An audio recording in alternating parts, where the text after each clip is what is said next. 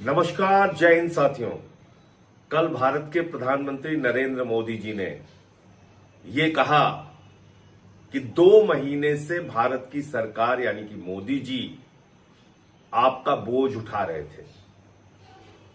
अब चुनाव खत्म हो गया तो अब बोझ नहीं उठाएंगे मोदी जी। 5 राज्यों का चुनाव जब तक हो रहा था तब तक आपका बोझ उठा लिया उन्होंने। अब वो कह रहे हैं तेल का इस्तेमाल कम कीजिए, पेट्रोल डीजल का इस्तेमाल कम कीजिए, गैस का इस्तेमाल कम कीजिए, सोना ना खरीदिए, 1 साल तक सोना ही ना खरीदिए, कोई भी शादी हो फंक्शन हो ना खरीदिए। मोदी जी कह रहे हैं खाने के तेल का भी इस्तेमाल कम कीजिए। ये सारा ज्ञान चुनाव भर याद नहीं आया मोदी जी को। तब कह रहे थे कोई कमी नहीं है, पूरा भंडार भरा हुआ है, कोई समस्या नहीं है।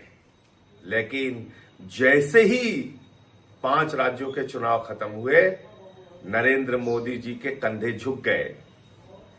जो कंधे आपका बोझ उठा रहे थे वो मोदी सरकार के कंधे झुक गए। अब वो कह रहे हैं हम आपका बोझ नहीं उठाएंगे। क्या क्या काम किया उन्होंने चुनाव खत्म होने के बाद? कॉमर्शियल सिलेंडर का दाम 993 रुपए बढ़ाया, जिसको रेडी वाले, चाय वाले, छोटी छोटी दुकान वाले इस्तेमाल करते हैं। उस गैस का दाम, सिलेंडर का दाम 993 रुपए बढ़ा दिया और 261 रुपए छोटे सिलेंडर का दाम बढ़ा दिया।